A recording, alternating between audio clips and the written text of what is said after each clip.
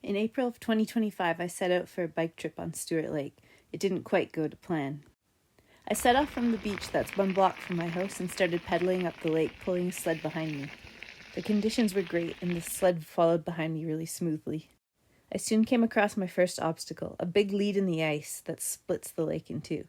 It's important to approach these leads carefully and to probe the ice for soft spots. I crossed the first one successfully, but there were many more to come and the ice was getting thin this time of year. It was amazing to see the huge piles of ice along the islands and to see how strong it is, picking up rocks even. I had a friend join me for the first hour or two and it was fun to share the experience with someone else. I had studded tires so the bike had great grip on the ice and the sled just flew along behind me. I had to watch out when I braked because the sled would soon overtake me. After a while, I came to a place where the ice was textured like cobblestones. It really made it for a bumpy ride.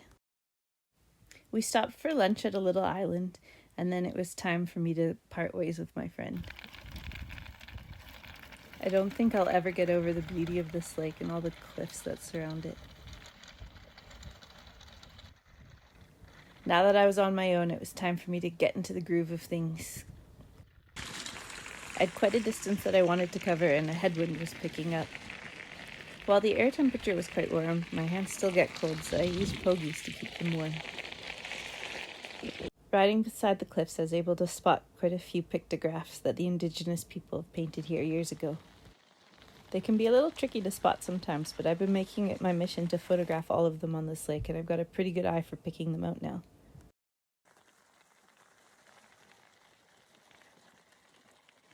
The biking conditions were beginning to deteriorate with lots of texture on the ice and a headwind. I was really slowing down.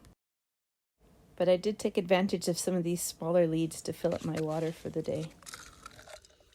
My plan for this trip was to bike 70 kilometers to the top of the lake and then back down again over the course of 4 days. But I soon encountered a problem. The day was heating up so much that the top layer of ice was really getting soft. My back tire was sinking in 3 or 4 inches and I was spinning out repeatedly. After a while, I got off my bike and I pushed it for the last 7 kilometers until I reached the island that I intended to camp on. But not before encountering one supersized lead with really soft ice. I was forced to go right to land in order to cross, and I had to climb over huge ice banks. After a total of over 40 kilometers of biking and walking, I made it to an island and I set up camp for the night. I then had to make a tough decision. Should I keep going to the end of the lake where it's pretty isolated and have to deal with all those soft ice conditions and potentially getting stranded out there?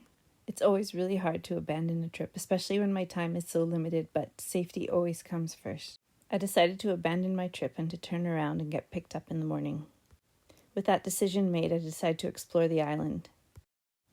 There was a boarded-up cabin and some outbuildings on the island, along with this old outhouse. I didn't use it, though. I then spent some time making my rock rainbow, and then cooked dinner and enjoyed it in the sunshine. Those first days of spring in the north just can't be beat. The night got really cold and there was a beautiful aurora out. While the frost on my pogies and my bike seat didn't look like good news, it meant that the ice had set up nice and hard and it would make biking home a little easier. Coming back, I had to cross that giant lead again, but then it was smooth sailing until I came to a road access and was able to get picked up. This is definitely a trip I want to try doing again when I have better conditions.